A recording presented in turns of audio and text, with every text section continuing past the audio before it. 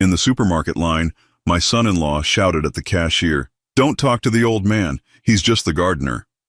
My daughter and grandson laughed, but what my son-in-law didn't know was that I was the one paying his salary. On Monday, I made sure to demote him to toilet unclogger. I'm glad to have you here. Follow my story until the end and comment the city you're watching from, so I can see how far my story has reached. I never thought a simple trip to the grocery store would become the moment everything changed. At 61, I'd grown accustomed to being invisible in my own family, but what happened that Saturday afternoon cut deeper than I ever imagined possible. The line at Henderson's Market was longer than usual. Weekend shoppers filled every aisle, and I found myself standing behind my daughter Meadow, her husband Stuart, and my 8-year-old grandson Tyler. They hadn't seen me yet. I'd been in the gardening section, picking up some fertilizer for the roses I'd been tending in what they called my little hobby garden behind their house. "Next," called out Marcus, the young cashier I'd known since he was Tyler's age. His family had lived in our neighborhood for years, and I'd helped his mother with odd jobs when times were tough for them.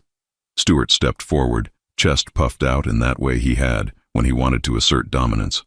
He was 34, worked in middle management at some company downtown, and never let anyone forget how important he thought he was. His cart was loaded with expensive cuts of meat, imported wine, and organic everything, all paid for with the money Meadow earned from her job at the bank, though Stuart liked to act like he was the provider. "Good afternoon, sir," Marcus said politely, beginning to scan the items. "How's your day going?" Stuart barely acknowledged him, scrolling through his phone while Meadow organized their reusable bags. Tyler was bouncing around full of energy when he spotted me.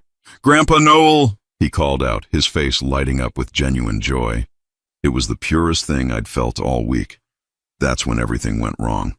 Stuart's head snapped up, his face immediately hardening when he saw me standing there with my small basket of gardening supplies and the few groceries I could afford on my fixed income. His expression shifted to something I'd seen countless times before, embarrassment mixed with disdain. "Tyler, get back here," Stuart commanded, his voice sharp enough to make other shoppers glance our way. Marcus smiled at me. "Hey there, Mr. Noel. How's the garden coming along?" "My mom's still talking about those tomatoes you gave her last month." I felt my chest warm slightly. At least someone remembered I existed. "They're doing well, Marcus. Tell your mother I'll have more ready next week if she'd like some." "That would be great. She'd love that. You know, you've got the magic touch with plants. I wish I had half your skill." Stuart's jaw clenched visibly. I could see the wheels turning in his head, calculating how this interaction made him look. In his world, being friendly with the cashier, being known as someone who grew vegetables, being anything other than important and wealthy was beneath him. "Don't talk to the old man!" Stuart suddenly snapped at Marcus, his voice carrying across several checkout lanes. "He's just the gardener." The words hit me like a physical blow. Just the gardener. In front of a young man I'd known for years. In front of strangers doing their weekend shopping. In front of my own grandson. Meadow, my 40-year-old daughter, who I'd raised alone after her mother left when she was 12, didn't defend me. Instead, she let out a little laugh. Not cruel, but not kind either. The kind of laugh that said she agreed with her husband, that his assessment of me was accurate and amusing. Tyler, bless his heart, looked confused. "But Mom, Grandpa's not just the gardener. He's my grandpa." "Shh, Tyler," Meadow said, pulling him closer to her. "Don't argue with your father." Marcus looked between Stuart and me, clearly uncomfortable. He'd known me for years as Mr. Noel, the kind neighbor who helped out when needed, who grew the best vegetables in the neighborhood, who always had time to listen to his problems when he was a troubled teenager. Now he was being told I was just hired help. Marcus stammered, unsure how to respond. Stuart's voice got louder, more authoritative. I said, "Don't talk to him. He works for us. Just ring up our groceries." The humiliation burned through me like acid. Other customers were staring now, whispering among themselves. I saw Mrs. Patterson from down the street watching with wide eyes, probably already composing the story she'd tell at her bridge club. I felt my face flush with shame, my hands trembling slightly as I gripped the handle of my small basket. But it was Tyler's reaction that broke something inside me. My grandson, the light of my life, looked from his father to me and back again. I saw the moment when understanding dawned on his 8-year-old face. The moment when he realized that in his father's world, I wasn't his beloved grandfather. I was just the help. "Come on, Tyler," Stuart said, taking the boy's hand firmly. "Let's go. We don't want to be late for dinner at the country club."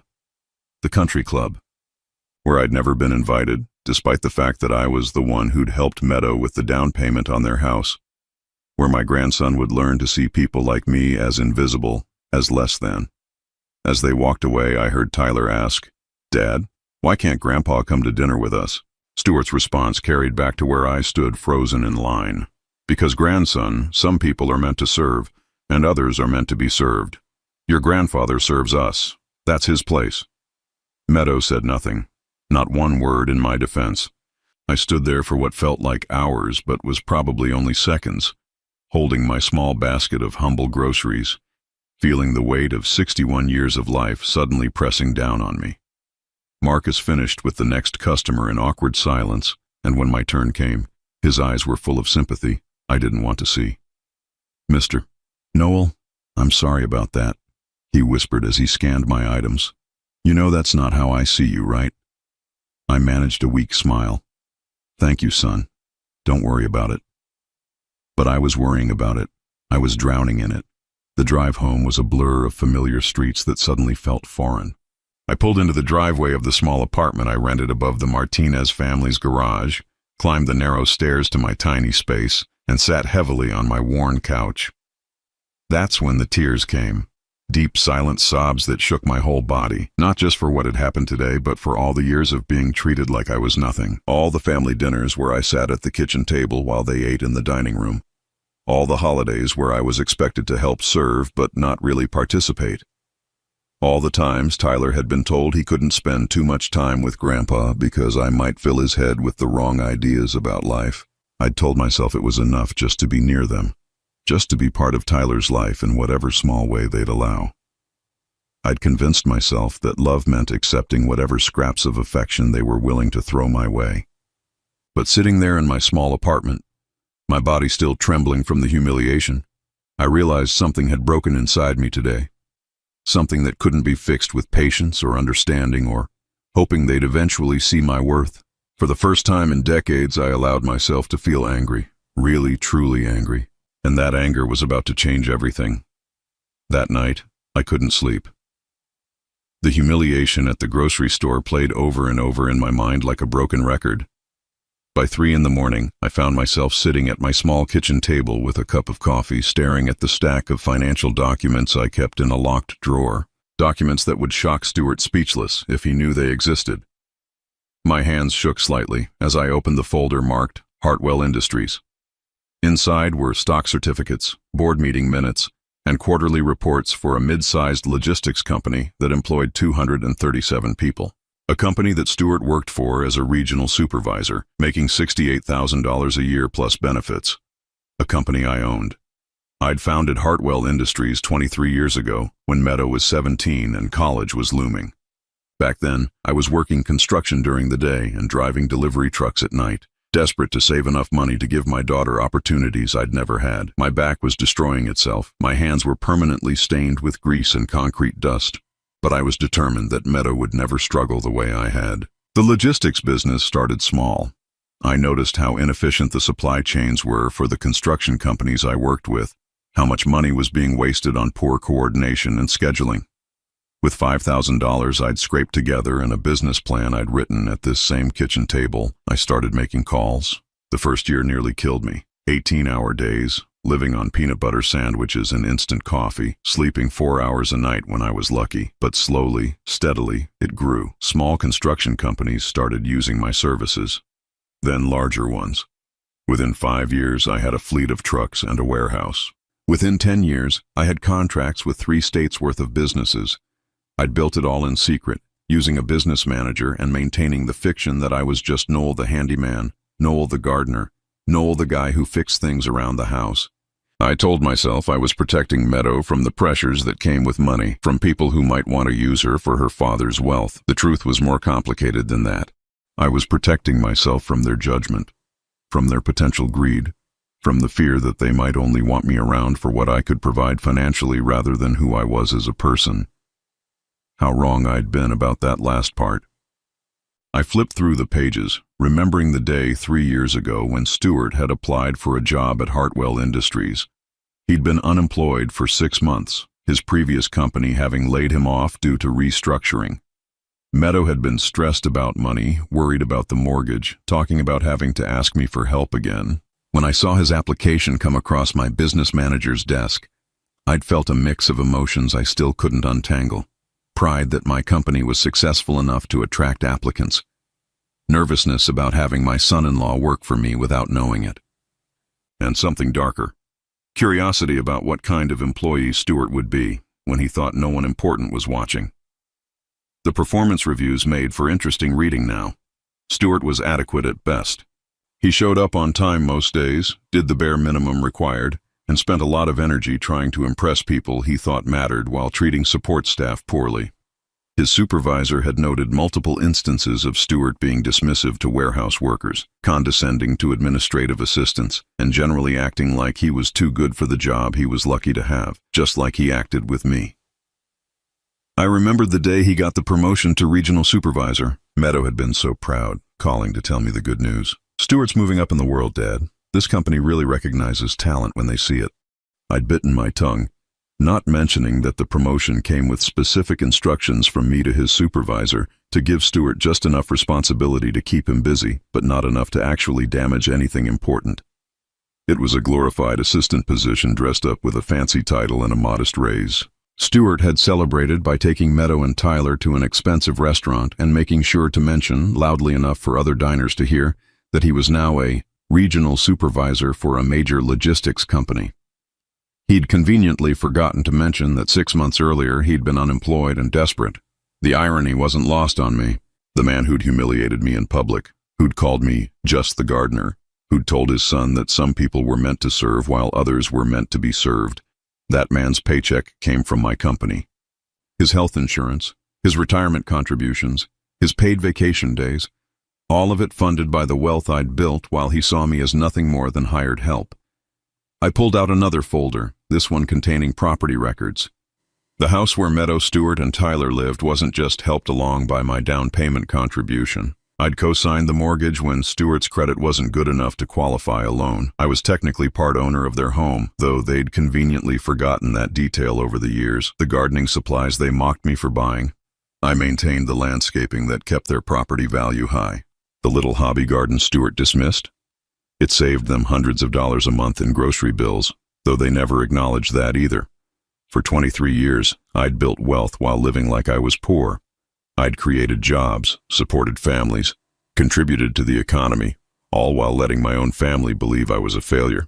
I'd sacrificed recognition, respect, even basic dignity, telling myself it was worth it to keep the peace, to stay close to Tyler, to maintain whatever relationship I could with Meadow. But sitting there at 3:30 in the morning, my coffee long gone cold, I finally admitted the truth to myself. They didn't want a relationship with me. They wanted a servant who happened to share their DNA. The realization was like a physical weight lifting off my chest. For years, I'd been afraid of losing them. Now I understood that I'd never really had them to begin with. I thought about Tyler, my sweet grandson who was slowly learning to see his grandfather as less than human. About Meadow, who'd become someone I barely recognized. About Stuart, strutting around like a peacock, completely unaware that his entire lifestyle depended on the old gardener he'd humiliated in public. The anger that had started in the grocery store was growing into something else now, something colder, more focused. It wasn't rage anymore, it was clarity. I reached for my phone and scrolled through my contacts until I found the number for Janet Morrison, my business manager. Janet had been running the day-to-day operations of Hartwell Industries for the past 8 years. And she was one of the few people who knew the truth about my identity. She was also someone who worked weekends and wouldn't mind a late-night call about business matters. "Mr. Hartwell?" Janet's voice was alert despite the early hour. "Is everything all right?" "Janet, I need you to do something for me first thing Monday morning," I said, my voice steadier than it had been in hours. "I want Stuart Morrison's position restructured." There was a pause. Janet knew exactly who Stuart was. The son-in-law who worked for us without knowing his father-in-law owned the company. She'd seen his performance reviews, had heard about his attitude problems from multiple supervisors. "What kind of restructuring are we talking about, sir?" I stared at the financial documents spread across my table, at the evidence of everything I'd built while being treated like nothing. "I want him moved to facilities maintenance. Specifically, I want him cleaning restrooms and handling plumbing issues." Make it a lateral transfer, same pay, but make sure he understands his new responsibilities very clearly. Sir, that's quite a demotion in terms of prestige. Are you sure about this? I thought about Stuart's voice echoing through the grocery store. Don't talk to the old man, he's just the gardener. I thought about Tyler's confused face, about Meadows' dismissive laugh, about decades of being invisible in my own family. I'm absolutely sure. And Janet? Make sure his supervisor explains that this transfer came from the very top. I want Stuart to know that someone important made this decision about his career. Understood, sir. Anything else? I looked around my small apartment, at the simple life I'd maintained while building an empire in secret. Soon, very soon, that secret was going to matter more than Stuart could possibly imagine. That's all for now. Thank you, Janet. As I hung up the phone, I felt something I hadn't experienced in years. Control. For the first time since Meadow was a child, I wasn't just reacting to their treatment of me. I was taking action. Monday morning couldn't come fast enough. Monday morning arrived gray and drizzly, matching my mood perfectly. I'd spent the weekend in a strange state of calm anticipation, like the quiet before a storm. For the first time in years, I wasn't dreading the week ahead. Instead, I was looking forward to it. I made my coffee, read the newspaper, and tended to my small herb garden on the fire escape outside my apartment window. The routine was the same, but everything felt different. I was different. At exactly 9 o'clock, I called Janet. "Good morning, Mr. Hartwell," she answered on the first ring. "I've been expecting your call." "Is it done?" "Stuart Morrison has been transferred to facilities maintenance as of this morning. His supervisor, Mike Rodriguez, is meeting with him at 9:30 to explain his new responsibilities." Mike was very thorough in making sure Stuart understands that this decision came directly from executive management. I felt a satisfaction I hadn't experienced in decades. How did Mike present it? Exactly as you requested. He told Stuart that the company was restructuring several positions and that executive leadership had specifically chosen him for this new role. Mike emphasized that Stuart should consider himself fortunate to be retained during these changes and that his performance in this position would be closely monitored by senior management. Perfect. And his new duties? Janet's voice carried just a hint of amusement. Cleaning and maintaining all restroom facilities across our 3 buildings, unclogging drains, handling minor plumbing repairs, and general janitorial support. Mike made it very clear that Stuart's attention to detail in these tasks would be personally reviewed and reported to the executive level. I imagined Stuart's face during that conversation. The man who'd called me just the gardener was now going to spend his days with his hands in toilets and drain pipes. The irony was almost too perfect. "Thank you, Janet. Keep me posted on how he handles the transition." "Will do, sir. One more thing. Mike mentioned that Stuart seemed quite shocked by the transfer. He kept asking if there had been some mistake, if someone had confused him with another employee." Mike assured him that the decision was very deliberate and came from people who had been watching his work very carefully. After hanging up, I sat back in my chair and allowed myself a small smile. Phase 1 was complete. Around 11 o'clock, my phone rang. It was Meadow, calling from her office at the bank.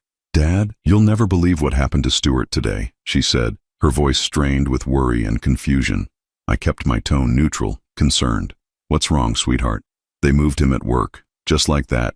No warning, no explanation that makes any sense. They're making him clean bathrooms, Dad. Bathrooms. He was a regional supervisor, and now they have him mopping floors and fixing toilets." "That does sound strange," I said carefully. "Did they give him any reason? Something about restructuring and new roles, but it doesn't make sense. Stuart's been a good employee. He's never had any problems at work. Why would they do this to him?" I thought about Stuart's performance reviews, about his condescending attitude towards support staff, about his habit of taking credit for other people's work while contributing as little as possible himself. But Meadow had never seen that side of him, or maybe she'd chosen not to see it. "Maybe it's temporary," I suggested. "Companies do strange things sometimes. Perhaps if he shows them he's willing to do whatever job they need, they'll move him back up." That's what I told him. But he's furious. He's talking about quitting, about finding another job. But Dad, we can't afford for him to be unemployed again. The mortgage, Tyler's school expenses, everything depends on that income. The mortgage I'd helped them get, the house I was co-signed on, the lifestyle they'd built while treating me like hired help. "I'm sure it will work out," I said. "Stuart's a smart man. He'll figure out how to handle this." What I didn't tell Meadow was that I was curious to see exactly how Stuart would handle it. Would he swallow his pride and do the work? Would he storm out in indignation? Would he finally understand what it felt like to be looked down upon, to have your worth measured by other people's narrow definitions of success? That afternoon, I decided to take a walk through the neighborhood. My route happened to take me past the Hartwell Industries main building, a modest but well-maintained office complex surrounded by warehouses and loading docks. I'd driven by countless times over the years, but I'd never stopped to really look at what I'd built. The parking lot was full of cars belonging to people who worked hard for honest wages. Inside those buildings, families were being supported, mortgages were being paid, children were getting their school supplies and doctor's visits and birthday presents. I'd created something real here, something that mattered to more than just my bottom line. As I stood there, I saw a familiar figure emerge from the main building. Stuart, wearing work clothes instead of his usual business casual attire, looking defeated and angry. His hands were dirty, his shirt had water stains, and his face was flushed with humiliation. He didn't see me standing across the street, just an old man out for a walk. I watched as he got into his car and sat there for several minutes, gripping the steering wheel like he was trying to squeeze the life out of it. Through his windshield, I could see him talking to himself, probably rehearsing the complaints he'd share with Meadow when he got home. Part of me felt a twinge of something that might have been sympathy, but then I remembered his voice in the grocery store. "Don't talk to the old man. He's just the gardener." I remembered Tyler's confused face, Meadow's dismissive laugh, the way other customers had stared at me like I was something shameful. That twinge of sympathy disappeared completely. That evening, I was watering my tomato plants when I heard raised voices coming from Meadow and Stuart's house next door. Their kitchen window was open, and sound carried easily across the small gap between our properties. "This is humiliating, Meadow." Stuart's voice was tight with anger. "Do you understand what they're making me do? I have a business degree. I was managing people, handling important accounts, and now I'm cleaning toilets like some. Like some what, Stuart?" Meadow's voice was sharp. "Like some person who works for a living? Like some person who does what needs to be done to support his family?" "That's not what I meant, and you know it. This is beneath me. Whoever made this decision obviously has it out for me. I should quit. I should walk out tomorrow and find something better." "With what job prospects? You were unemployed for 6 months before you got this position, remember? And now you want to throw it away because your ego is bruised?" I heard a chair scrape against the floor, footsteps pacing back and forth. "Maybe I should call your father," Stuart said, his voice taking on a wheedling tone that made my skin crawl. "Ask him to help us out while I look for something more appropriate. He's always offering to help, right? Maybe it's time to take him up on it." My hands tightened on the watering can. Here it was, the moment I'd been expecting. When things got difficult, when Stuart's pride was wounded, the first solution was to turn to the old gardener for financial support. "I'm not asking my father for money," Meadow said firmly. "Dad's done enough for us already. You need to figure this out yourself." I felt a flicker of something that might have been hope. Maybe Meadow still had some sense of boundaries, some respect for my dignity. "Besides," she continued, "it's not like Dad has that much to spare. He lives in that tiny apartment, drives that old truck, shops with coupons. He's probably barely getting by on his Social Security." The hope died instantly. Meadow wasn't protecting my dignity. She just assumed I was too poor to help them in any meaningful way. In her mind, I wasn't a potential source of financial support because I wasn't worth enough to matter. "You're right," Stuart said, his voice calming down. "I forgot for a minute that your father's just as broke as the rest of the working class. Well, I guess I'll have to tough it out at this job until something better comes along." Just as broke as the rest of the working class. The man whose paycheck came from my company, who lived in a house I'd helped finance, who fed his family vegetables from my garden, was dismissing me as irrelevant because he couldn't see past his own assumptions. I finished watering the plants and went inside, my mind already moving to the next phase of my plan. Stuart thought his current situation was humiliating. He thought cleaning toilets was beneath his dignity. He had no idea how much worse things could get. I opened my laptop and started typing an email to Janet. It was time to make some additional changes to Stuart's employment situation. After all, if he was going to learn what it really meant to be treated as just the help, He might as well get the full experience. The grocery store humiliation had been the spark. Tonight's conversation had been the fuel. Now the fire was really going to start burning. And Stuart Morrison was about to discover that some old gardeners had more power than he could ever imagine. The changes I'd implemented at Hartwell Industries were working exactly as intended. Over the next 2 weeks, Stuart's work situation went from bad to worse, and the effects were rippling through his home life like cracks, spreading through ice. Janet kept me updated with regular reports. Stuart's new supervisor, Mike Rodriguez, was following my instructions to the letter. Every task was scrutinized, every mistake documented, every moment of Stuart's entitled attitude captured in detailed performance reviews that would eventually make their way to the executive level. "He's struggling with the transition," Janet reported during one of our weekly calls. "Mike says Stuart keeps asking to speak with management about getting his old position back. He claims there's been some kind of misunderstanding. And how is Mike handling those requests?" "Exactly as you instructed. He tells Stuart that his employment status is being carefully monitored by senior leadership and that any changes to his current role would need to be approved at the highest levels of the company. He emphasizes that Stuart should focus on excelling in his current position if he wants to be considered for advancement." The beautiful irony wasn't lost on me. Stuart was essentially begging to speak with me, the owner of the company, the man he'd humiliated as just the gardener. He wanted the chance to plead his case to someone important, someone with real power, never knowing that person was watering tomatoes 20 feet from his bedroom window every evening. But it was what was happening at home that really revealed the true nature of my daughter's marriage. I started paying closer attention to the sounds coming from next door. The raised voices were becoming more frequent, the arguments more bitter.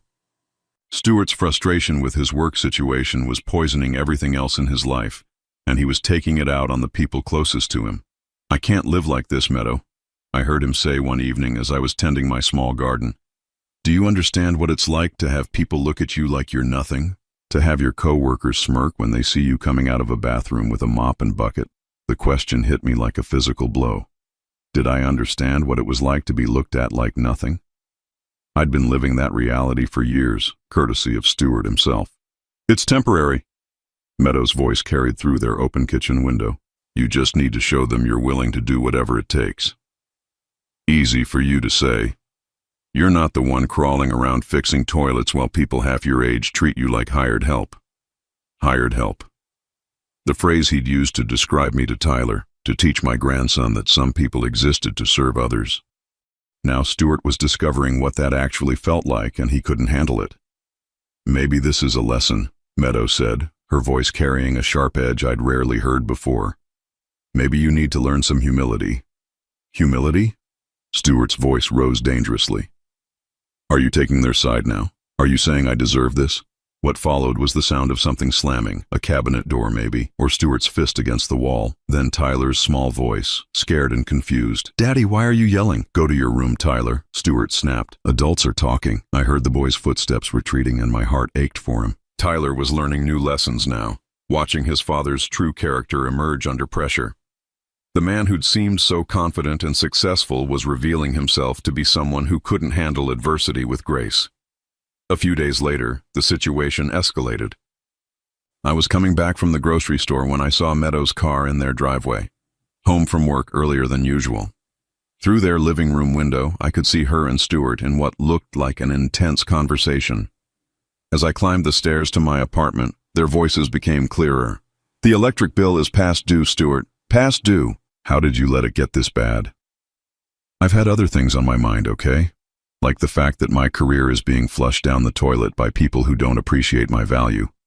"Your value? What value? You're not bringing in any extra income. You're not looking for other jobs.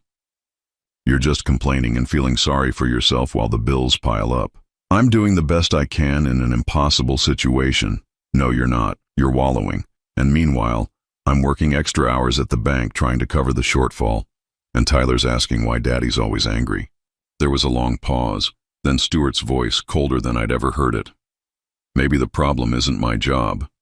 Maybe the problem is that we're living beyond our means because your family couldn't be bothered to actually succeed at anything. If your father wasn't such a loser, maybe he could have left you something more than a pile of debt and a work ethic that doesn't pay the bills. My hands clenched around my grocery bags. There it was, the real Stuart, the one who came out when he felt cornered. When his own failures threatened his comfortable life, he turned his anger on the people who couldn't fight back. "Don't you dare blame my father for your problems," Meadow shot back. "Dad has always done whatever he could to help us. He's never asked for anything in return, and he certainly doesn't deserve to be talked about like that." I felt a moment of something that might have been pride. Maybe Meadow would finally stand up for me, finally see Stuart for what he really was. "Help us?" Stuart laughed bitterly. "What help? A few vegetables from his little garden? Babysitting when we're desperate? Your father is a sweet old man, Meadow, but let's not pretend he's capable of solving real problems. He can barely take care of himself. At least he doesn't throw tantrums when life gets difficult. At least he doesn't take his frustrations out on everyone around him. And at least I don't settle for scraping by like some kind of peasant. Your father has no ambition, no drive. He's content to live in that pathetic little apartment and tend his tomatoes while the world passes him by. Is that what you want for Tyler? To grow up thinking that mediocrity is acceptable?" I stood frozen on my stairs, listening to my son-in-law tear apart everything I was, while my daughter defended me with half-hearted protests. Stuart saw me as a failure, a burden, a cautionary tale of what happened when people didn't strive for more. If only he knew who was really responsible for his current situation. "Tyler loves his grandfather," Meadow said quietly, "and Dad has always been there for us when it mattered." "Has he? Really? Because I don't see him offering to help with our financial problems. I don't see him stepping up to make our lives easier." "All I see is an old man who expects us to be grateful for vegetables and free babysitting while we struggle to maintain a decent standard of living. What are you suggesting?" Stuart's voice took on a calculating tone that made my skin crawl. "I'm suggesting that maybe it's time for your father to contribute more meaningfully to this family. He's living in that apartment rent-free because the Martinez family feels sorry for him, right? Maybe he should be helping us with our mortgage instead of just existing as some kind of charity case. Rent-free." Stuart thought I was living in my apartment as some kind of charity arrangement. He had no idea that I owned the Martinez family's house, that they paid me rent every month, that their kindness in letting me stay above their garage was actually a business arrangement that benefited them far more than me. "I'm not asking my father for money," Meadow said firmly. "That's not fair to him." "Fair? What's fair about us struggling while he sits in his garden playing with dirt? What's fair about me having to clean toilets while he gets to live like a retiree with no responsibilities?" The conversation continued, but I'd heard enough. I quietly entered my apartment and sat down heavily on my couch, the grocery bags forgotten on the floor beside me. Stuart's true feelings about me were now completely clear. I wasn't just invisible to him, I was actively resented. In his mind, I was a burden who should be contributing more to their lifestyle, a failure who should be subsidizing their success. The man who made his living from my company, who lived in a house I'd helped finance, who fed his family from my garden, thought I owed him more. I pulled out my phone and scrolled to Janet's number. It was time for phase 3 of Stuart's education. If he wanted to understand what it really meant to struggle, if he wanted to know what it felt like when life became genuinely difficult, I was more than happy to provide that lesson. But first, I needed to protect Tyler. Whatever was about to happen between Stuart and me, my grandson shouldn't have to witness his father's complete downfall. The boy deserved better than to watch his family implode because his father couldn't see past his own arrogance. As I dialed Janet's number, I could still hear Stuart's voice echoing in my head. "Your father is a sweet old man, but let's not pretend he's capable of solving real problems." Tomorrow, Stuart Morrison was going to discover just how capable this sweet old man really was, and this time there would be no going back. 3 weeks after Stuart's demotion to facilities maintenance, Janet called me with news that made my heart race with anticipation. "Mr. Hartwell, Stuart Morrison has requested a meeting with executive management. He's been asking Mike Rodriguez daily about speaking with someone in charge, and Mike finally told him that a meeting could be arranged with the company owner." I felt a smile spread across my face. Did Mike explain who he'd be meeting with? "Only that it would be with the person who makes all final decisions about personnel matters." Stuart seemed relieved, like he finally had a chance to plead his case to someone important. "Schedule it for tomorrow at 2 o'clock. Conference room B, and Janet, make sure Stuart understands that this meeting is his one opportunity to address his employment situation directly with senior leadership." "Understood, sir. Should I prepare any documentation?" "Just his complete employment file, performance reviews, supervisor reports, everything we have on record." After hanging up, I sat back in my chair and allowed myself to savor the moment. Tomorrow, Stuart Morrison would finally meet the owner of Hartwell Industries, the man whose judgment he respected, whose authority he acknowledged, whose power he desperately wanted to access. He just didn't know that man was the old gardener he'd humiliated in public. That evening, I could hear Stuart on the phone with someone, probably rehearsing his arguments for tomorrow's meeting. His voice carried through the thin walls between our properties, full of renewed confidence and self-importance. "Finally, I get to talk to someone who matters," he was saying. "Someone who can see past all this bureaucratic nonsense and recognize my real value to the company." I almost felt sorry for him, almost. The next day, I dressed carefully for work, not in my usual gardening clothes or the simple outfits Stuart was accustomed to seeing me wear, but in the navy blue suit I kept for important business meetings. I polished my shoes, adjusted my tie, and looked at myself in the mirror. The man staring back at me looked exactly like what I was, a successful business owner who'd built something substantial from nothing. I arrived at Hartwell Industries at 1:30, entering through the executive parking area that Stuart had never seen me use. Janet met me at the private elevator that led directly to the executive offices. "He's already here," she reported.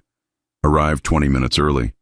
Mike Rodriguez brought him up and he's waiting in conference room B. He seems nervous but hopeful." "How does he look?" "Desperate," Janet said bluntly, like a man who knows this is his last chance. I nodded and made my way to the conference room. Through the glass wall, I could see Stuart sitting at the polished conference table, wearing his best suit and practicing what looked like a presentation. His hair was perfectly styled, his posture carefully controlled. He was putting on the performance of his life for someone he assumed would be impressed by his professionalism and business acumen. I took a deep breath, straightened my shoulders, and opened the door. Stuart looked up with a confident smile that died the instant he saw my face. For a moment, neither of us moved. He blinked rapidly as if trying to clear his vision, as if what he was seeing couldn't possibly be real. "Mr. What? I don't understand." His voice came out as barely a whisper. I closed the door behind me and walked to the head of the conference table where a nameplate read, "N. Hartwell, CEO." Stuart's eyes followed the movement, then fixed on the nameplate, then traveled back to my face. "Good afternoon, Stuart," I said calmly, taking my seat. "I understand you wanted to discuss your employment situation with someone in authority." Stuart's mouth opened and closed several times without producing any sound. His face cycled through a series of expressions: confusion, disbelief, dawning comprehension, and finally, pure terror. You're... He couldn't finish the sentence. "I'm Noel Hartwell, owner and CEO of Hartwell Industries, the company where you've worked for the past 3 years, the company where you were recently transferred to facilities maintenance." I opened the folder Janet had prepared and spread Stuart's employment records across the table.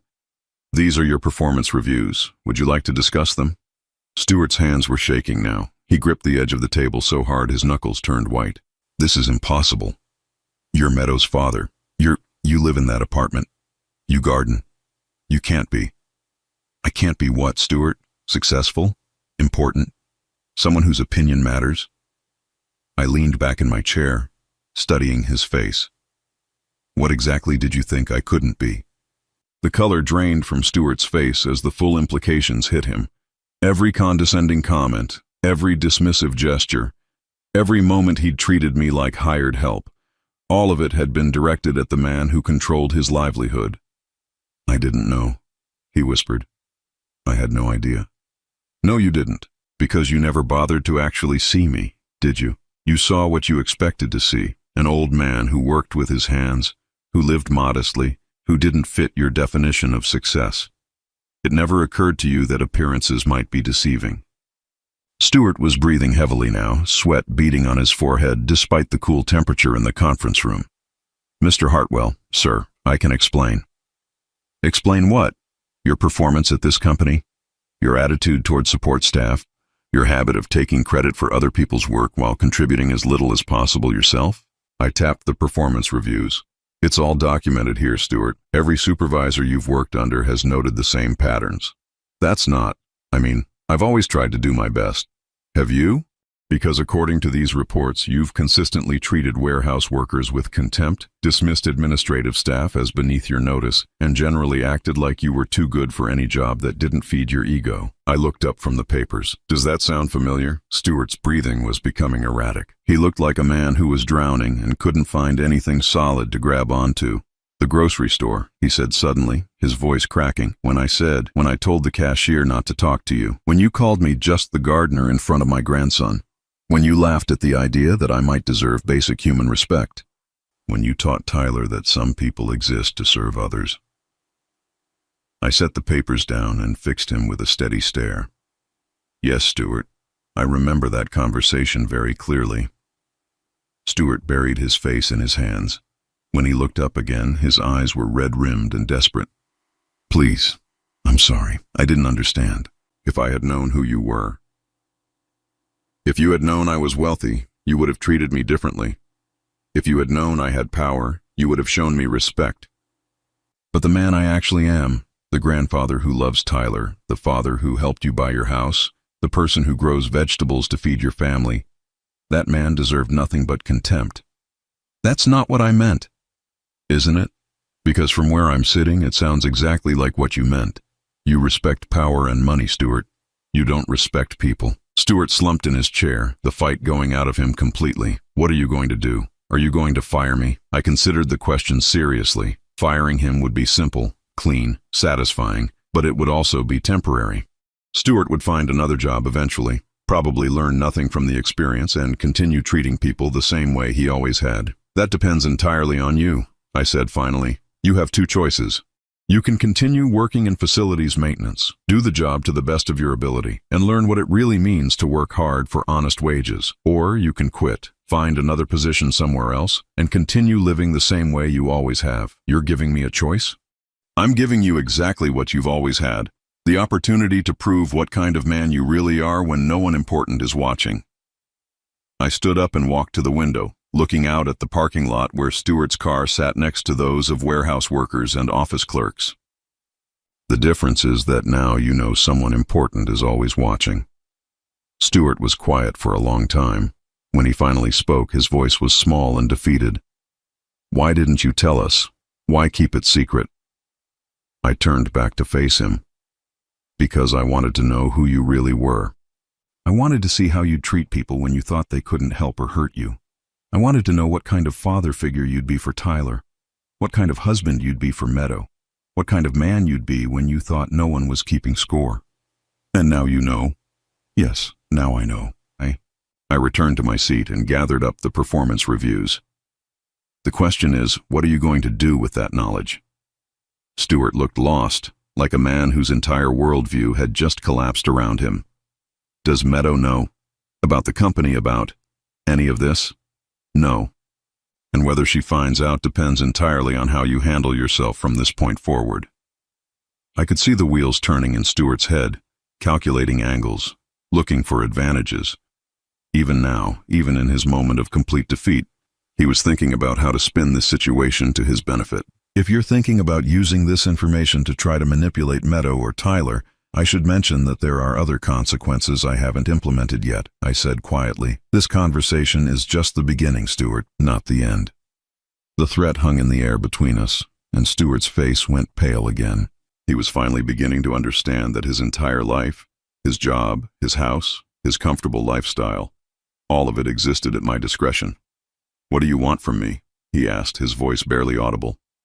I looked at this man who'd humiliated me in public, who'd taught my grandson to see me as less than human, who'd dismissed me as worthless while living off the wealth I'd created. What did I want from him? I want you to learn what you should have been taught a long time ago, I said.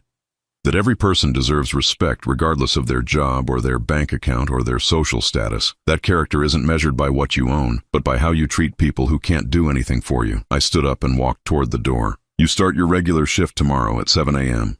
Mike Rodriguez will be watching your performance very carefully, and he'll be reporting directly to me. As I reached the door, Stuart called out one last desperate question. What happens to my family if I fail? I paused with my hand on the doorknob. That's the beauty of this situation, Stuart. For the first time in your life, The consequences of your choices are entirely up to you.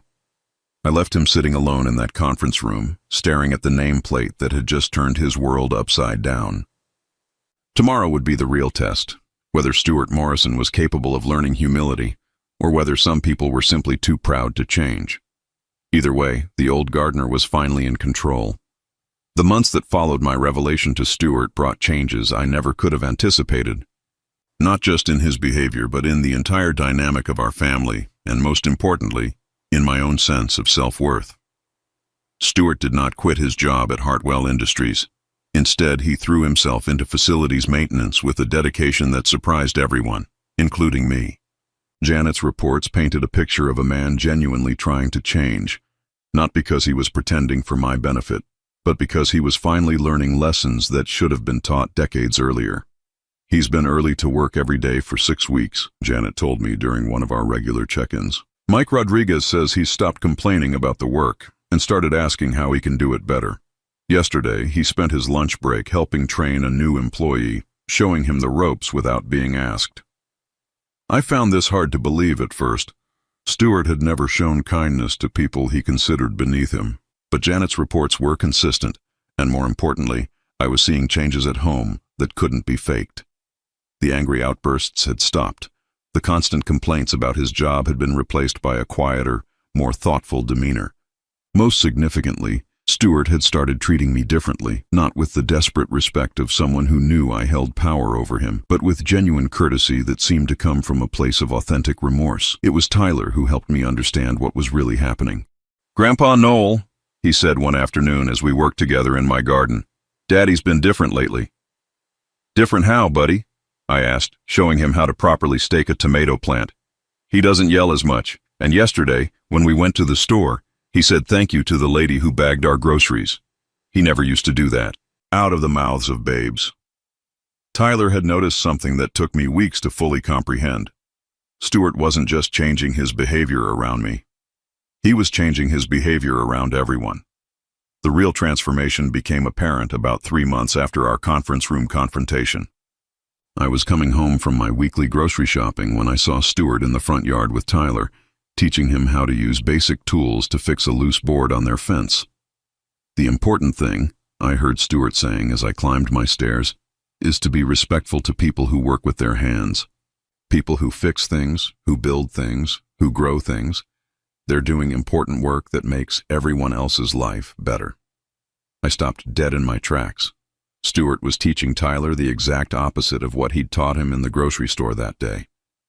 Instead of "some people are meant to serve while others are meant to be served," he was explaining that manual labor had dignity and value. That evening, Meadow knocked on my door. She looked tired but peaceful in a way I hadn't seen in years. "Dad, can we talk?" she asked, settling into my small kitchen table. "About Stuart, about what's been happening." My heart raced. Had Stuart told her about my company, about our confrontation, about the real reason behind his job changes? "What about Stuart?" I asked carefully. "He's been different, better, more like the man I married, actually, before success went to his head." She paused, studying my face. "I think he's finally growing up, learning to appreciate what he has instead of always wanting more." I nodded, not trusting myself to say much.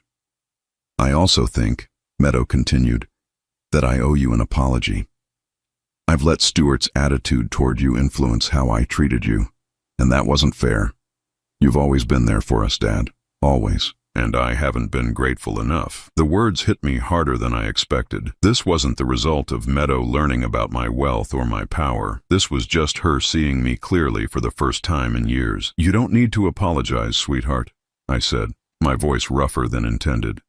"Families go through difficult periods. No, I do need to say this. Stuart told me something a few weeks ago that made me think. He said he realized he'd been measuring people by the wrong standards, that he'd been looking at job titles and bank accounts instead of character. He said you were the kind of man he wanted Tyler to become, hardworking, humble, generous. I had to look away to hide the tears that were threatening to spill over. Stuart had said that about me? The man who'd called me just the gardener now wanted his son to be like me? "There's something else," Meadow said. "Stuart wants to invite you to Tyler's birthday party next month. Not to help serve or clean up, as an honored guest. He wants to introduce you to his work friends as Tyler's grandfather, not as anything other than family." The irony was almost overwhelming. Stuart wanted to introduce me to his work friends, the same colleagues who knew me as the owner of their company, though Stuart still didn't realize that. "I'd love to come to Tyler's party," I said simply. Over the following weeks, I watched Stuart continue to evolve in ways that seemed genuine rather than performative. He started volunteering at Tyler's school, helping with maintenance projects. He began treating service workers with obvious respect and consideration. Most importantly, he started spending real time with Tyler. Not just playing with him, but talking to him about values, about treating people well, about finding meaning in honest work. The birthday party was a revelation. Stuart introduced me to his colleagues from Hartwell Industries with obvious pride. "This is Tyler's grandfather, Noel. He's taught our family more about character than anyone I've ever known." I shook hands with Mike Rodriguez, Stuart's supervisor, who gave me a knowing look, but said nothing about my true identity. I met warehouse workers who knew me as Mr. Hartwell but played along with the fiction that I was just Tyler's grandfather. The cognitive dissonance was surreal, but watching Stuart navigate these relationships with genuine warmth and respect made it worthwhile. Tyler's joy at having his whole family together, at seeing his father and grandfather getting along, was worth every moment of discomfort. But the real moment of truth came 6 months later, when Stuart made a decision that proved his transformation was complete. I was in my garden when I heard him talking to someone on the phone in his backyard. His voice carried clearly across the space between our properties. "No, I'm not interested in the promotion," he was saying. "I appreciate the offer, but I'm happy where I am." Curious despite myself, I moved closer to the fence line where I could hear more clearly. "I understand it's more money and prestige, but those things aren't as important to me as they used to be. I've learned a lot in my current position, and I feel like I'm finally doing work that matters." After he hung up, I couldn't help myself. "Stuart," I called over the fence. "Everything all right?" He appeared at the fence line, smiling in a way that seemed completely natural. "My old supervisor from the regional office called. They want me to come back, take a management position with another company. Better pay, corner office, the whole 9 yards. And you said no?" Stuart nodded. "Noel, I've learned something important over these past few months. Job titles don't make you a good man. Treating people well does. I'd rather clean toilets and go home knowing I've been kind to everyone I've met than manage people and turn into the kind of person I used to be." The transformation was so complete, so genuine, that I found myself making a decision I never thought I'd make. "Stuart," I said, "there's something I need to tell you." But before I could continue, Tyler came running out of the house, full of excitement about something he'd learned at school. Stuart immediately shifted his attention to his son, and the moment passed. Later that evening, as I sat on my small porch watching the sunset, I realized that some secrets were meant to be kept. Stuart had become the man I'd always hoped he could be, not because he knew about my power or my wealth, but because he'd learned to see the value in simple decency. Telling him the truth now would only complicate the genuine growth he'd achieved. It would make him question whether his transformation was real or just a response to knowing I held power over him. Instead, I made a different choice.